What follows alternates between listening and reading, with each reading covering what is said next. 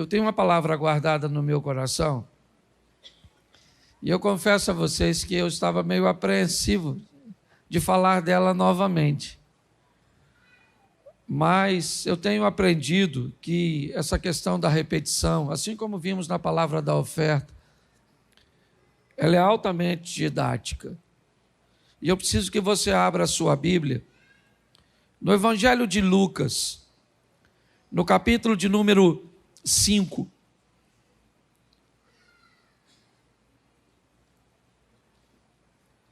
A partir do versículo 1.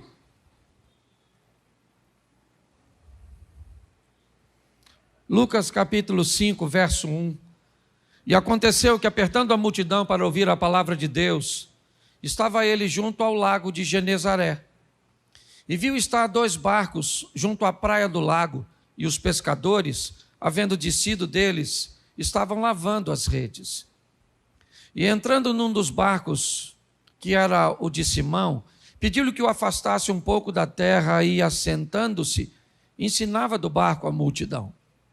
E quando acabou de falar, disse a Simão: faze-te ao mar alto e lançai as vossas redes para pescar. E respondendo, Simão disse-lhe: mestre, havendo trabalhado a noite toda, nada apanhamos, mas por que mandas, lançarei a rede. E fazendo assim, colheram uma grande quantidade de peixe, e rompia-se-lhes a rede. E fizeram sinal aos companheiros que estavam no outro barco, para que fossem ajudar. Foram, e encheram ambos os barcos, de maneira tal que quase iam a pique.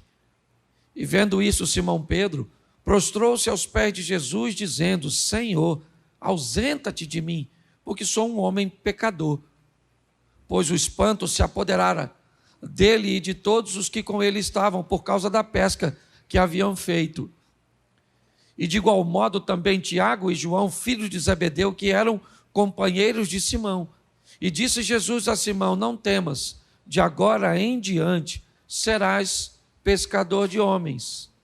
E levando os barcos para a terra, deixaram tudo e o seguiram. Feche os seus olhos. Senhor nosso Deus e Pai, em nome de Jesus, eis aqui a Tua palavra, continua falando conosco, usa-me como um canal de bênção nesta hora, pelo poder do nome de Jesus. Amém, glória a Deus. Amém. Nós temos a narrativa de Lucas no capítulo 5, trazendo na ótica dele, como fora o primeiro encontro de Jesus com Pedro, como aconteceu o chamado de Pedro.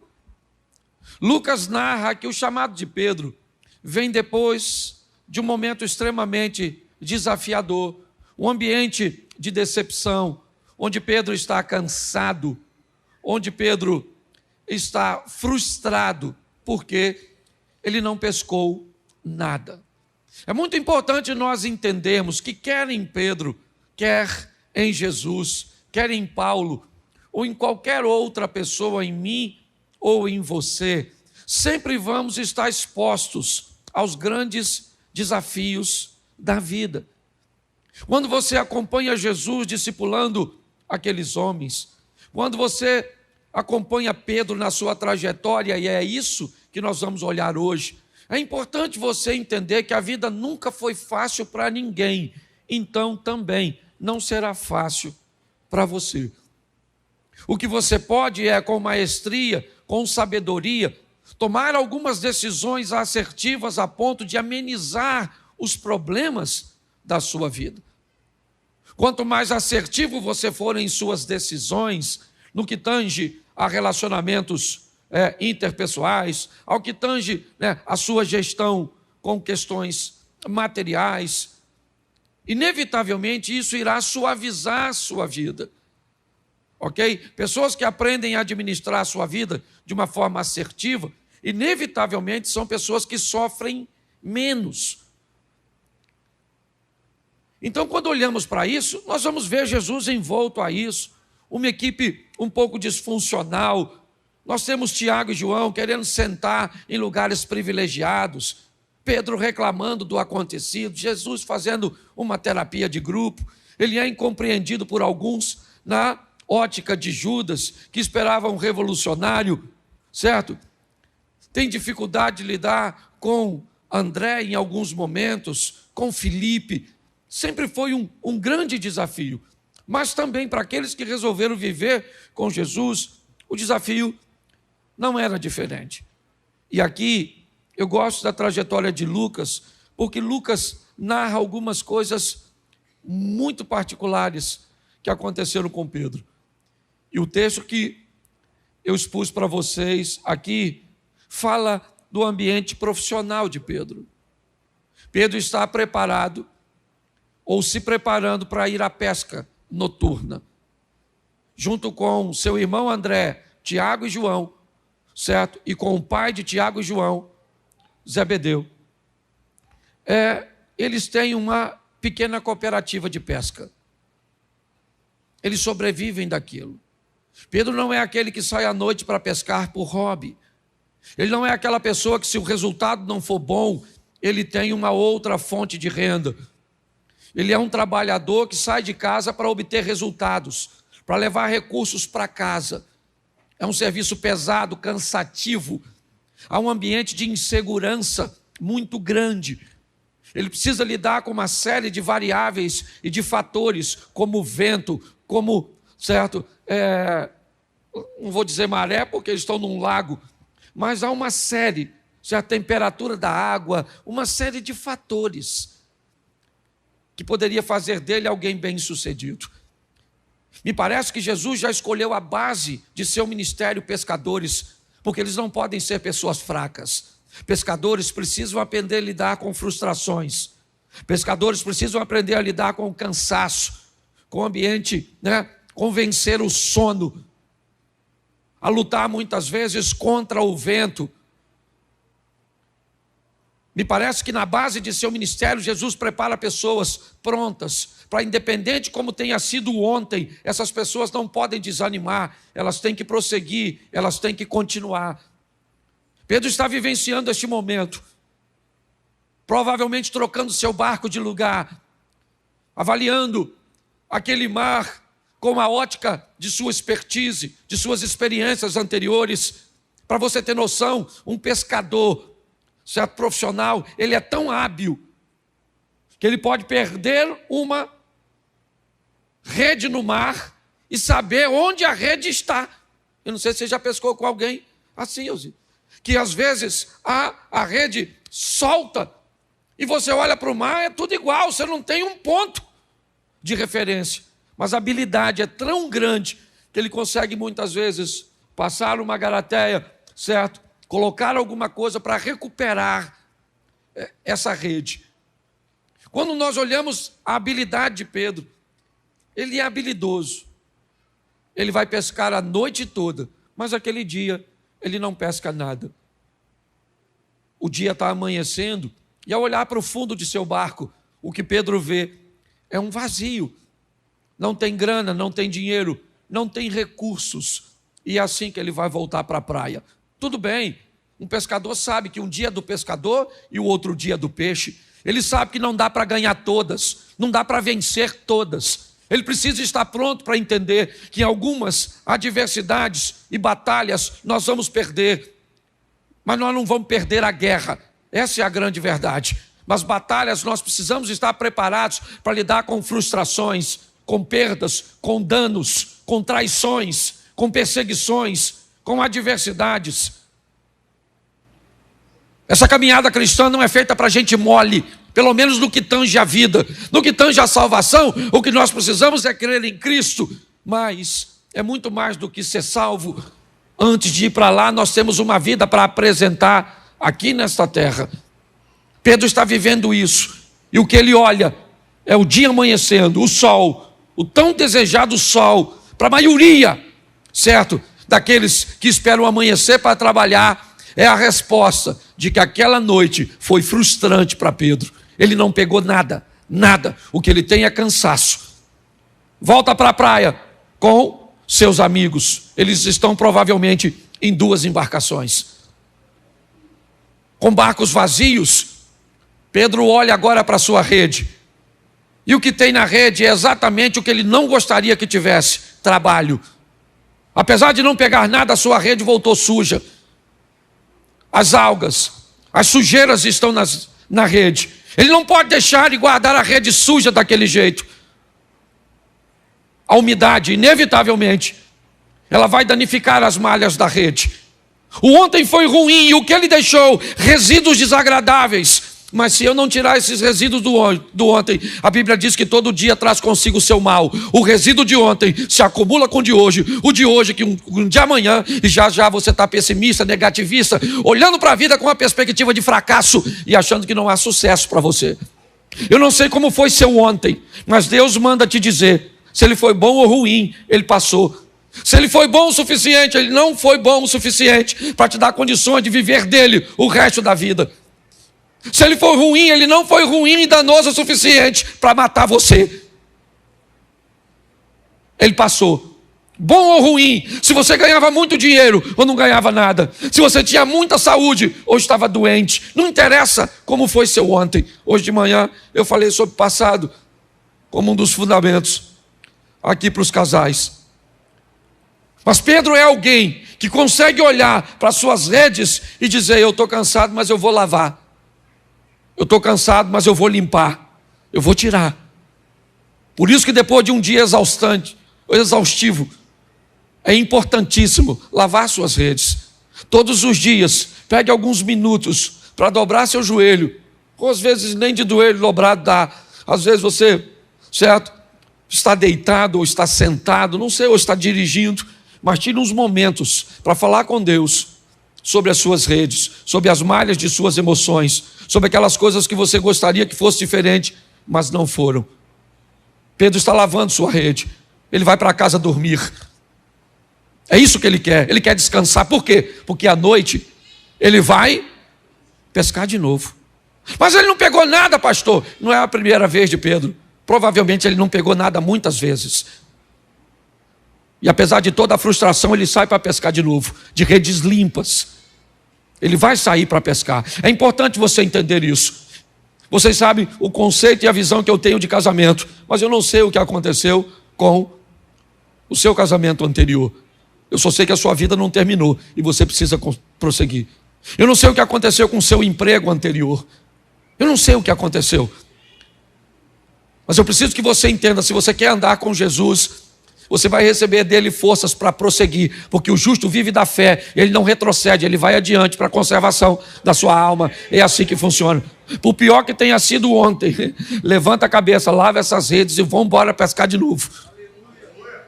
Eu sei que é terrível para mim falar isso, mas não deu certo, casa de novo.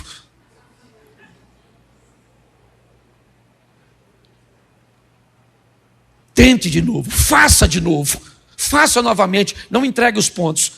Ao lado dele você pode, certo, viver coisas incríveis. É lógico que eu falei caso de novo, mas tenho uma série de restrições no que diz respeito a isso. Mas vamos voltar aqui. Nesse ambiente, Pedro lava suas redes. Quando vem na praia, Jesus provavelmente trazendo consigo um grupo que ainda não era um grupo tão grande de pessoas. Vem ele envolto numa multidão, a multidão já o apertava para querer ouvi-lo, e Pedro está terminando de lavar suas redes, jogando no barco, e ele vai para casa comer alguma coisa, provavelmente, e vai dormir para pescar de novo. Jesus vem andando na praia e entra no barco do Pedro. O texto não diz que ele pediu para entrar, ele entrou e falou: bota seu barco na água, porque eu estou a fim de pregar, porque está ruim de pregar aqui. Vou fazer do seu barco um ambiente de pregação. Pedro deve ter pensado. Se você olhasse para o Jesus lá da frente, você diria: nossa, que honra! Puxa vida, eu queria ser dono do barco. Se você já soubesse quem era. Agora, se há um cara entra no teu barco e diz: vamos, você falou, maluco, que parada é essa? Rapaz, eu estou cansado pra caramba, vou comer um negócio e vou dormir. Mas como provavelmente Jesus estava envolto numa pequena multidão, Pedro cede o apelo, puxa o barco e ancora, estabiliza o barco para Jesus falar daqui né? Ou do barco para a multidão. E Pedro está lá também. Olha como é que Jesus é. Pedro estava cansado, sim ou não? Pedro está com sono, sim ou não? Se Jesus usa o barco e não leva Pedro, provavelmente Pedro ia falar: Jesus, vamos ancorar aqui, valeu? Prega aí, depois dá uma puxadinha, porque eu vou para casa dormir. Pedro está dentro do barco, ou seja, não tem rota de fuga. Jesus está pregando e ele está lá. Está com sono, sim ou não? Mas está lá no barco, porque tem dia que você vem para a igreja com sono, sim ou não? Isso. Pedro está preocupado porque não pegou nada, sim ou não? Tem dia que você vem também. Eu imagino Jesus falando, né? Vou te levar para o céu. E Pedro estava falando: precisava de um peixe. Certo? Já já vou mandar o Espírito Santo. Ele falou: rapaz, o que eu vou falar com a minha mulher que não peguei nada? Sim, você já veio para a igreja assim? Com a mente em outro lugar, cansado, com sono. Sim, eu esse dia estava pregando, eu vi que tinha uma turma cansada na igreja, e falei assim: quem quer ir para o inferno? Fala amém. Lotou 2 ônibus. Eles estavam tão cansados, desconcentrados, coitado, certo? Mas eles estavam ali. Isso é legal. Talvez hoje você está aqui cansado, aborrecido. Se eu perguntasse para você hoje, por que você veio à igreja, você nem sabe. Sabe qual seria a sua resposta? Ué, hoje não é domingo? Certo? Então pare e pense. Pedro está lá, Jesus entrou e falou: vamos embora, Pedro, entra aí, meu filho, eu vou pregar. Pedro deve ter falado: tanto barco, justamente o meu. E Jesus está lá pregando. Quando de repente Jesus fala a palavra que Pedro provavelmente mais queria ouvir. Qual era? Amém. Já teve no culto assim? Você fica doido, que hora acaba, hein, gente? Amém, Pedro falou. Graças a Deus. Vão dormir, Jesus falou: vamos pescar, Pedro.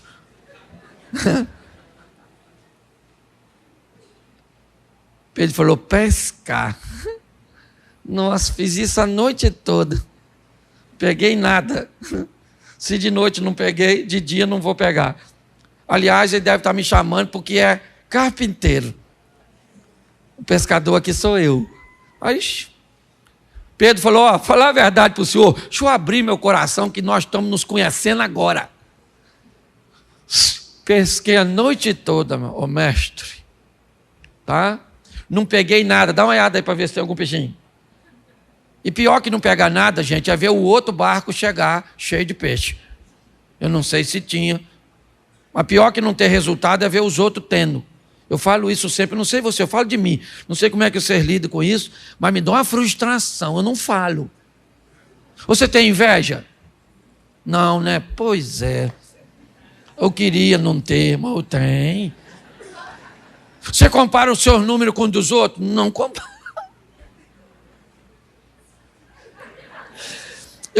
Pensa num cara que eu sou muito bagunçado, não sei nem como é que eu sou pastor.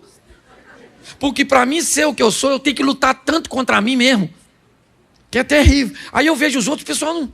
Esse dia o cara falou comigo: pastor, olha só, hoje eu vivo uma vida com Cristo, passo uma mulher bonita, eu não olho, eu não sinto nada. Eu falei: cara, sai de pé de mim, que eu vou contaminar. Eu vou estragar você, rapaz, eu sou má companhia para você. Você consegue entender? Nós estamos num processo evolutivo, sim, de caminhada, crescendo. Pedro está ali vivendo o momento dele.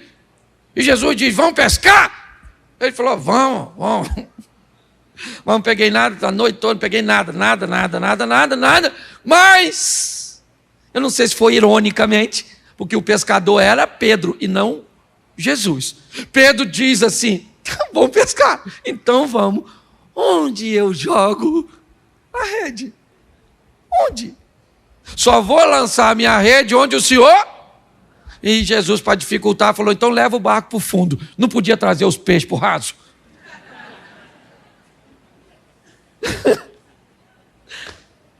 Leva o barco para o fundo. Vai, Pedro, vamos embora, quer ver? Vamos embora, sujar a rede. De novo, vamos embora. Porque quando ele entra na nossa vida, gente, tem hora que ele manda que façamos coisas que não dá para entender. E não busca entender, obedeça. Porque numa brincadeira dessa você se lasca. Pensa que o cara está na guerra, o comandante fala: todo mundo no chão! Um se jogou e o outro falou: no chão, por quê, gente? Para quê? Morreu. Tem ambiente que você não tem que parar para pensar, porque você obedece primeiro e vê depois. Tem gente que quer ver primeiro e obedecer depois, acaba se atrapalhando. Pedro foi lá, jogou a rede, e o que veio? Veio o que ele esperava, a noite está cheia de peixe. Pensa! Ele gritou para os outros amigos, pegaram o outro barco, foram lá os 2 barcos, ajuntaram tudo, está um olhando para o outro, os 4 provavelmente, olhando, que é isso, cara, pesca para caramba, nunca peguei peixe nesse horário, poxa, podia vir pescar com a gente sempre. Então, boa companhia de pesca. Chegou no barco, puxaram para a praia. Pedro falou, aí Jesus, valeu, hein? Estamos juntos. Mas já vi que o Senhor é um homem diferente. O Senhor é um homem santo e eu sou um homem pecador. Então faz o seguinte, não dá para nós viver junto. Valeu, obrigado pelo peixe. Pode ir embora.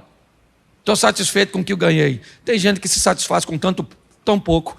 É só receber uma bênção que vai embora. É só receber o que quer e vai embora. Deus não quer viver com você um momento. Deus quer viver com você uma história. Ah, mas eu não mereço. Ele é onisciente. Que você não é bom, ele já sabe, não é de hoje. Que você não presta.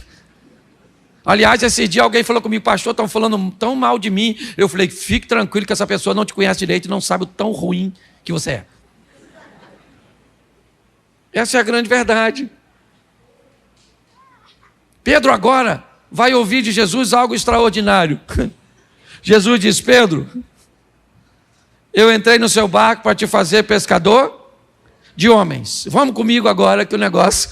Vamos estar juntos. Nós vamos estar juntos, só não vai ser no barco. Pelo menos no que diz respeito a esse tipo de pesca. Vem comigo e eu vou te fazer pescador de homens. Eu gosto da narrativa de Lucas, ainda que venha um pouquinho fora da colocação. O texto diz que Pedro leva Jesus para sua casa. Na história bíblica, nós já vimos Jesus na casa de algumas pessoas, de uma forma muito esporádica, mas na de Pedro não. Ok? Você vai a Cafarnaum, está lá a casa da sogra de Pedro, e ali Jesus fez uma base. Eu gosto dessa coisa, do cara que tem um encontro com Deus, mas o primeiro lugar que esse cara leva a Deus é para dentro da sua casa. Pedro é um exemplo de que o verdadeiro crente começa em casa, de que os verdadeiros milagres começam na sua vida particular. Jesus vai para a casa de Pedro, porque Jesus disse, eu vou viver com você uma história. Pedro era casado, apesar da Bíblia não falar da esposa dele. E ali, Jesus vai operar um milagre naquela casa, naquela família. Por quê? Porque estava lá a sogra, provavelmente, a esposa de Pedro, algumas pessoas, né, da comunidade. É porque às vezes nós imaginamos as casas da Bíblia e o bairro como se fosse o nosso. Mas Cafarnaum, nos lugarejos menores naquela época, era basicamente uma cozinha comunitária. Era quase como uma estrutura onde a construção era meio circular, ok? E ali no centro se tinha uma cozinha, bem próxima de uma cozinha comunitária. Era mais seguro para se controlar as crianças, para compartilhar. As casas, na verdade, elas tinham a função, pelo menos da classe mais baixa, apenas para abrigar as pessoas à noite para descansar. É muito quente, não dava para ficar. Então, quando nós olhamos para aquilo que está acontecendo naquela casa, é a extensão do que Jesus estava fazendo na vida de Pedro. Quando Jesus vai para a casa dele, chega lá e encontra uma pessoa doente. Quando Jesus cura aquela pessoa, o que Jesus está dizendo para Pedro é o seguinte: minha história não é apenas com você, eu quero mostrar a você que se eu for contigo, eu posso guardar e intervir na sua casa. Eu posso fazer por sua família o que você não pode fazer, Pedro. Eu posso fazer isso. É importante nós entendermos como Pedro vai viver essas coisas. Ele viveu coisas com Jesus que ninguém viveu. Ninguém viveu o que Pedro viveu. Ele viu, ele presenciou coisas. Ele ouviu coisas de Jesus que ninguém ouviu. Para trás de mim, Satanás. Rapaz, se eu falar isso com um discípulo aqui, provavelmente o cara nem volta. O senhor me chamou de Satanás? Satanás é o senhor, sua mãe.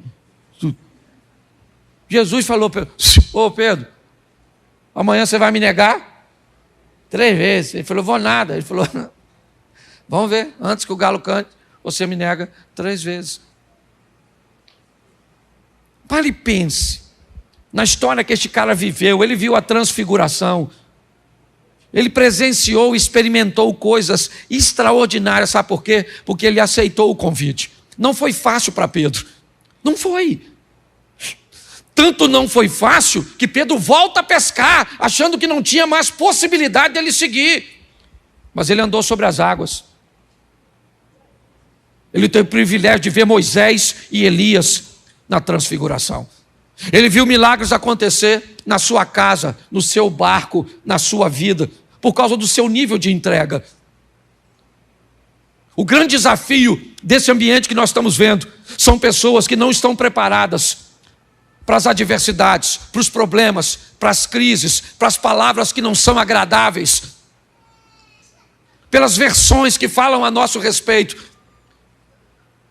às vezes não serem tão confortáveis. Quando pessoas falarem de você, 2 coisas podem acontecer. Elas podem estar falando verdades, e quando alguém falar de você verdades que precisam reposicionar você, não se preocupe, reposicione-se. Mas o que elas podem falar de você é mentira. Então, a única forma de falar de seus erros será mentir a seu respeito. Nós precisamos entender e vivenciar isso. A vida cristã não é para amadores, como a turma tem brincado. Não é para gente mole, não. Lá vai o Pedro, é verdade. É muito legal estar vivendo aquilo tudo, sim. Mas vai ver onde eles andavam, onde eles sentavam para comer. Vai ver onde eles dormiam. Vai ver se eles eram bem recebidos em todos os lares. Vai ver quando Jesus entrava num ambiente que Pedro ficava de fora, o que é que as pessoas vinham conversar com ele? Mestre, tem demônio, isso é comilão, isso anda com pecador, isso não é gente boa, isso é um charlatão. Isso, você acha que é só você que hoje ouve falar da igreja, ou mal da igreja, ou mal de Jesus? Não. Pessoas que vão andar com ele sempre tiveram que sobreviver a tudo isso. Nós precisamos entender isso. Pedro está lá, é verdade, aproveitando oportunidades de andar sobre as águas. E eu gosto disso, Mateus 14, a partir do 22. Jesus disse aos discípulos, vão para o outro lado, que eu vou mais tarde, eu vou despedir a multidão primeiro. Eles vão. Escurece, Jesus não aparece, o vento é contrário, há uma dificuldade. Preste atenção, Marcos capítulo 4, a partir do verso 35, Jesus repreende o vento e o mar, o que indica que ele tem autoridade sobre vento e mar. Mateus 14, 22, ele manda os discípulos atravessarem o mar e o vento era contrário. Aquele que manda eles irem, não avisa o vento, que é para cooperar, porque Jesus não está querendo cooperação para aqueles discípulos. Jesus está dificultando para eles, porque está forjando eles, porque está preparando eles. Você sabe por que seu casamento enfrenta a crise? Não é para você se divorciar, é para você se tornar um homem melhor, uma mulher melhor. Sabe por que você precisa enfrentar adversidades financeiras e muitas vezes passar um período com poucos recursos? Que é para você aprender que a mão do Senhor é a seu favor. E você precisa aprender a gerenciar as coisas. Mas não, todas as vezes que a oposição vem, nós achamos que ela vai nos destruir. Jesus está forjando os seus discípulos, está lá, todos eles. 3 horas da manhã, tudo escuro, envoltos, molhados, preocupados. Quando de repente aparece andando sobre as águas, ele. As pessoas gritam: é um fantasma, tem alguém andando sobre as águas, isso é um absurdo. E Jesus disse: calma, gente, sou eu. Calma, sou eu. Estava lá Pedro, Tiago, João, André, Filipe, certo? Bartolomeu. Estava lá Judas Iscariotes.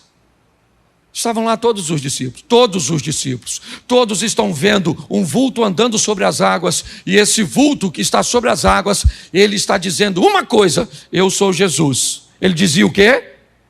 Repita para mim. O que é que o vulto dizia? Eu sou Jesus. Está lá para todo mundo. O culto hoje está para todo mundo. Jesus está aqui para todo mundo. O Espírito Santo está para todo mundo. A palavra está para todo mundo. O louvor está para todo mundo. A apresentação do bebê foi para todo mundo. Mas que oportunidade é essa que todos podem receber? Naquele ambiente onde todos estão vendo a mesma coisa, Pedro disse: Senhor, se é o Senhor, eu quero andar em cima da água. Eu quero andar sobre as águas. Eu quero andar sobre as águas. Jesus disse: se você quer andar sobre as águas, então saia do barco e ande sobre as águas. Não vai dar para você andar sobre as águas dentro do barco. Pedro vai lá fora para viver o que ninguém está vivendo. Pedro vai lá fora para provar o que ninguém está provando. Pedro vai lá fora para ter a experiência que ninguém está tendo. Sabe qual é o grande problema, irmãos? É que nós queremos experiências de pessoas que fazem coisas que nós não fazemos. Nós queremos viver coisas extraordinárias, mas nós não fazemos nada de extraordinário. Nós queremos viver o incrível, provar o sensacional, gostamos das experiências dos outros, mas sequer imaginamos o que pessoas fazem para viver tais experiências. O que nós sabemos é que somos frágeis e que há alguma vantagem nessa pessoa que nós ainda não descobrimos, por isso que ela vive coisa que nós não vivemos. Não é assim que funciona. Estamos aqui e a oportunidade é para todos. Deus não tem filhos preferidos. Mas pessoas saem daqui para tomar decisões diferentes das outras.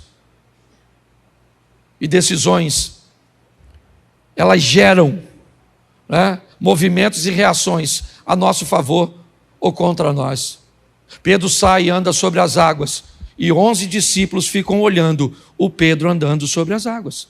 Porque Jesus gostava mais de Pedro? Não. Porque Jesus preferia Pedro? Não. Porque Pedro foi o primeiro papa? Não. Porque Pedro não tem a ver com o que Pedro era para Jesus. Tinha a ver o que Pedro era capaz de fazer por aquele momento.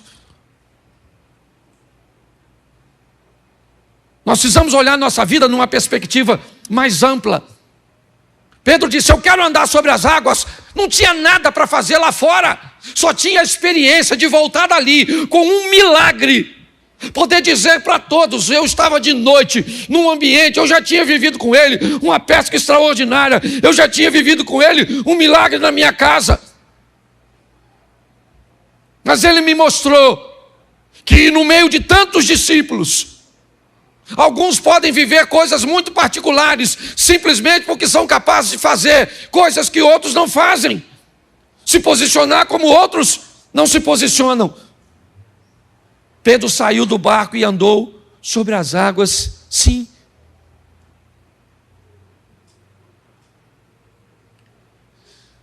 Mas um dia Jesus disse para ele: Pedro, o diabo, olha que coisa interessante, ele me pediu para agir sobre a sua vida.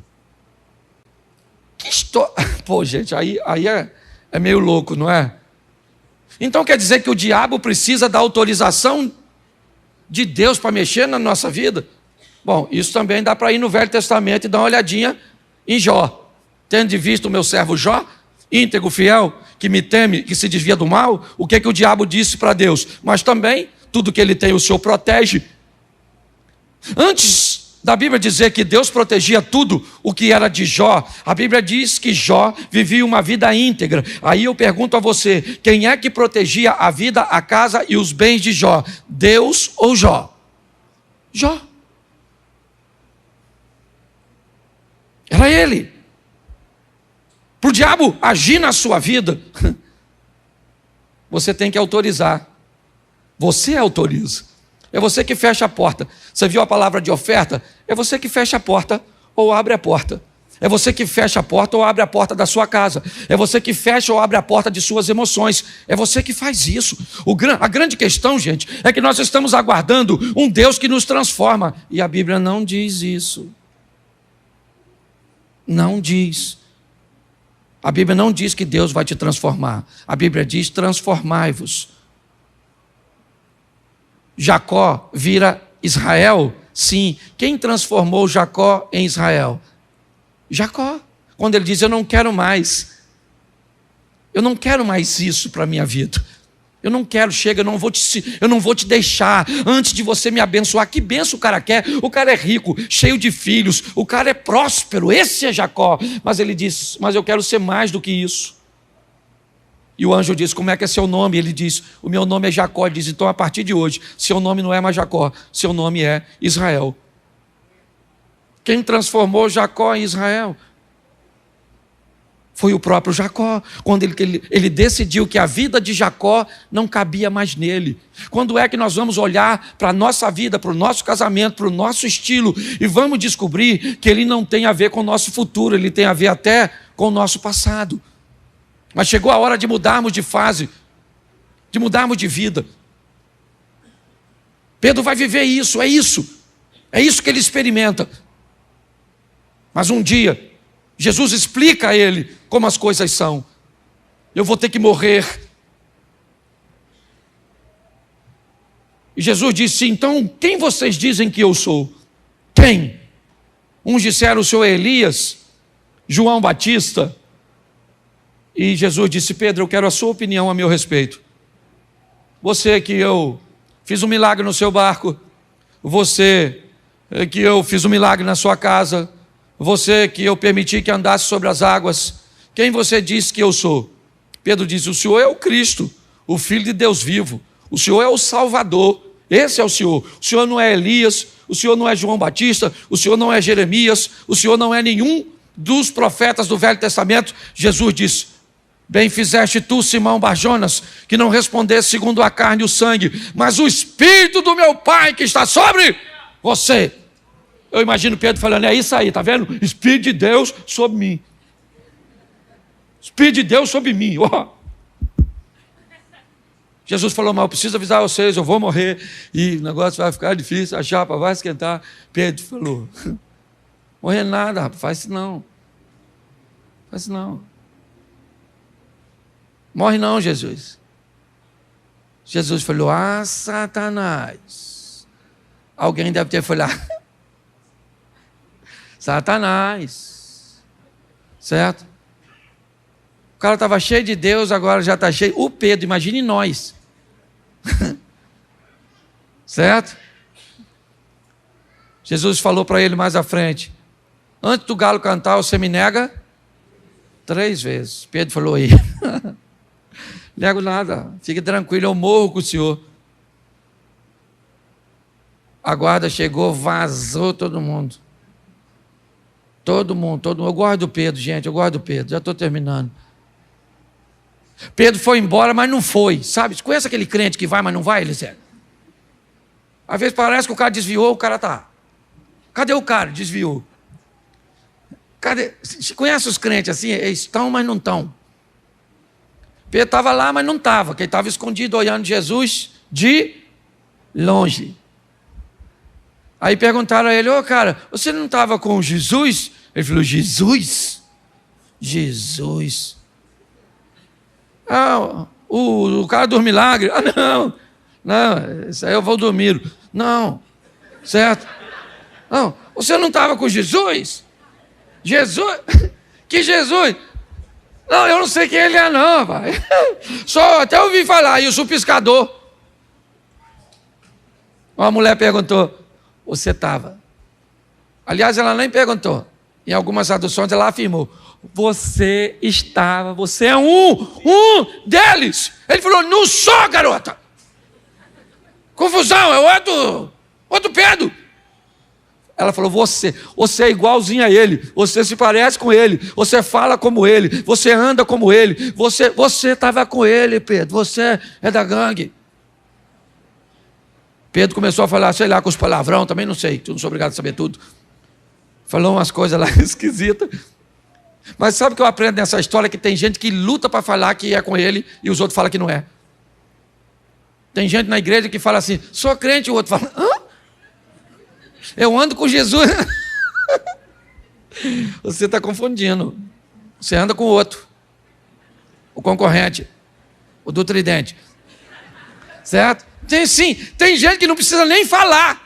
Se você tentar falar que não é crente, você vai para a universidade, para a faculdade, você fala: você é crente? Fala: nada, não sou nada. Você tem cara de crente, ó. Tem cheiro de crente. Você é crente, ó. Não sou, rapaz, não sou. Sou pecador, mas pecador também sou, mas você é crente.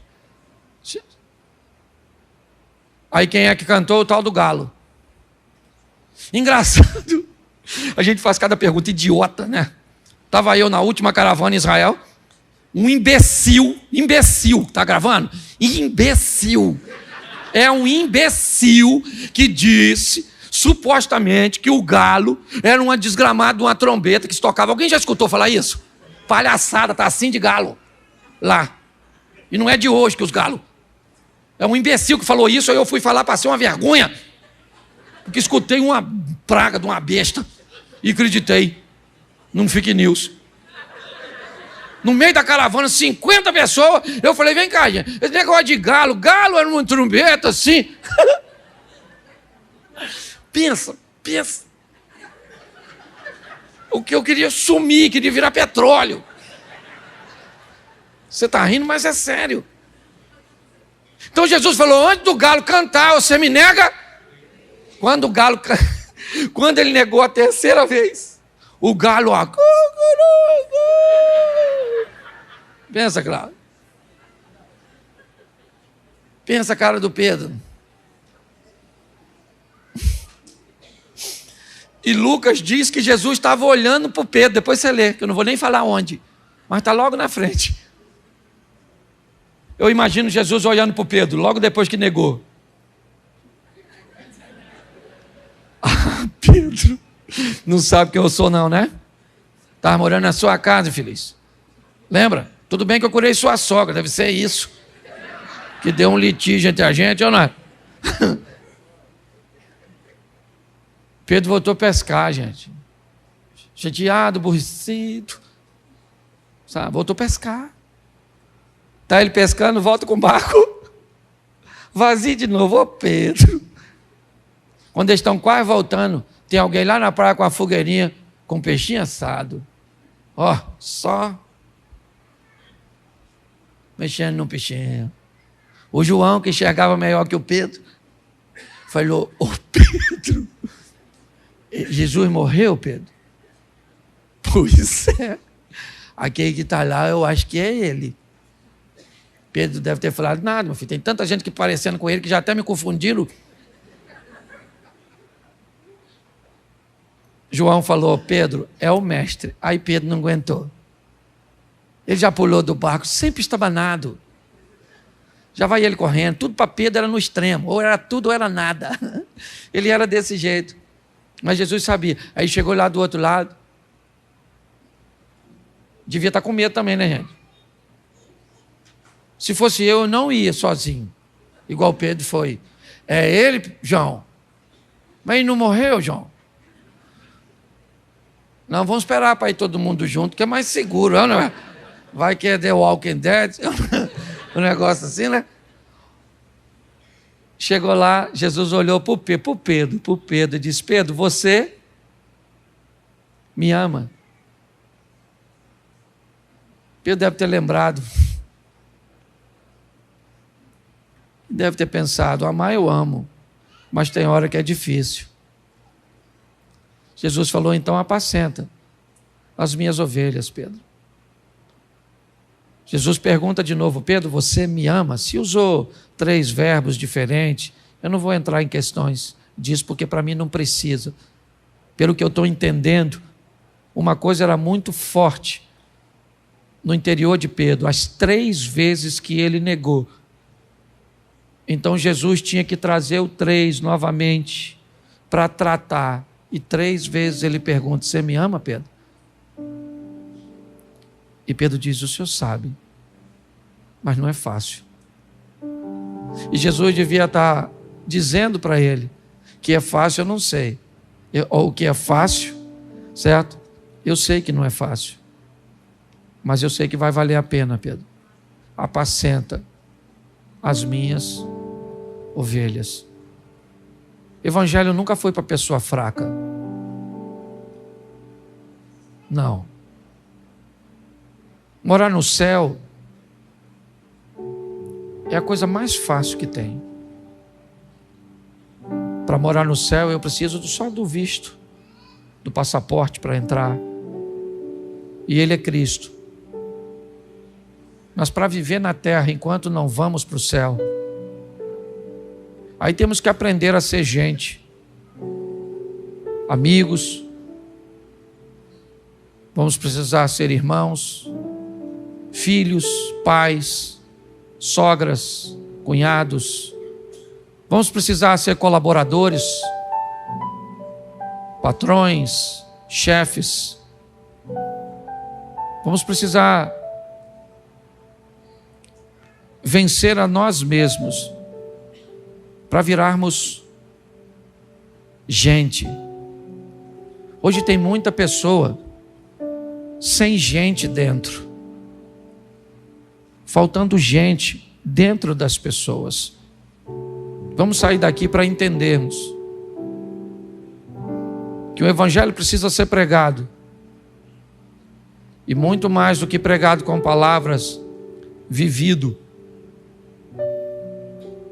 E como Pedro, como o pescador, que venceu suas decepções, que ultrapassou as barreiras, que caiu, que levantou, que ouviu coisas boas, que ouviu coisas ruins, que em momento compreendeu o que ninguém compreendia, que no momento da prisão tentou matar o soldado. Essa foi a vida dele. Só que, como eu digo sempre aqui, o Pedro já passou. O Paulo já passou a história do Davi, do Salomão, do Abraão, do Jó. Agora é o Cláudio, o Osias, o Eliezer, a Adriana, a Poliana. Agora é o Washington. Agora é o Pedro, é o Paulo. Agora é a nossa vez. E o Evangelho precisa continuar sendo pregado. Mas ele continua sendo para gente forte. Mesmo assentado, eu quero que você curve a sua cabeça. Feche seus olhos. Eu quero orar com você. Pai, em nome de Jesus. Às vezes queremos viver e sentir coisas extraordinárias. Queremos um relacionamento inicial com profundidade. Entramos, ó Deus, e sem entendimento, sem comunhão, sem nenhum desenvolvimento relacional, queremos sentir, ver, ouvir, ter prognósticos do futuro. Às vezes assim somos, ó Deus, e não entendemos que o relacionamento precede os sinais, que precisamos, independente do ontem, da frustração, dos questionamentos, dos pecados, independente do que as pessoas pensam e acham e falam a nosso respeito. E diga-se de passagem, ó Deus, às vezes elas têm razão do que falam a nosso respeito. Talvez não tem moral para nos julgar, para nos condenar, mas não falam mentiras a nosso respeito, quando dizem quem somos e o que fazemos. Mas o Senhor sempre soube disso, e mesmo assim sempre nos amou, nos entendeu e nos deu oportunidades. Abrimos hoje, ó Deus, o nosso barco, e falamos para o Senhor: pode entrar, porque nós vamos com o Senhor para uma nova vida. Ajuda-nos, ó Deus, pois carregamos o Teu nome, carregamos a Tua imagem. É a responsabilidade de sermos vistos como alguém que Te representa. Move o coração das pessoas que querem andar contigo, mas se portarem de forma indecente, postando coisas que sujam o nome delas, de suas famílias, de sua igreja, e pior, Senhor, sujam o Teu nome, mantendo relacionamentos que Te envergonham, ó Deus, porque querem viver uma vida dupla. Por isso que a Tua palavra diz que os pés de uma pessoa não têm condições de estarem em 2 barcos ao mesmo tempo. Leva-nos aos nossos lares, ó Deus, para mais uma semana que começa hoje, de luta, é verdade, de requerimento de postura, de posicionamentos, de desafios, mas de glória, da manifestação do Teu poder. Abençoa a nossa casa, abençoa a nossa família, o nosso casamento, abençoa os nossos filhos, pois não criamos filhos para Te envergonhar, ó Deus, para envergonhar o Teu reino e para perdê-los para o mal. Que o nosso casamento seja uma referência no que diz respeito à resiliência, não à perfeição, ó Deus. Que a nossa vida financeira seja ajustada de forma que não devamos nada a ninguém, ó Pai, e que todos os nossos compromissos sejam saudados. Te entregamos, ó Deus, a nossa vida profissional, a nossa saúde, ó Deus, mas mais do que tudo, a nossa caminhada de fé. Continua conosco, Senhor, porque vamos em frente, mesmo com barcos vazios, vamos lavar as redes e pescar de novo. Leva-nos aos nossos lares, guardado por Tuas mãos poderosas. Que o grande amor de Deus, nosso Pai, a graça de nosso Senhor e Salvador Jesus Cristo e as doces consolações do Santo Espírito de Deus seja para com todo o povo do Senhor, e todos digam: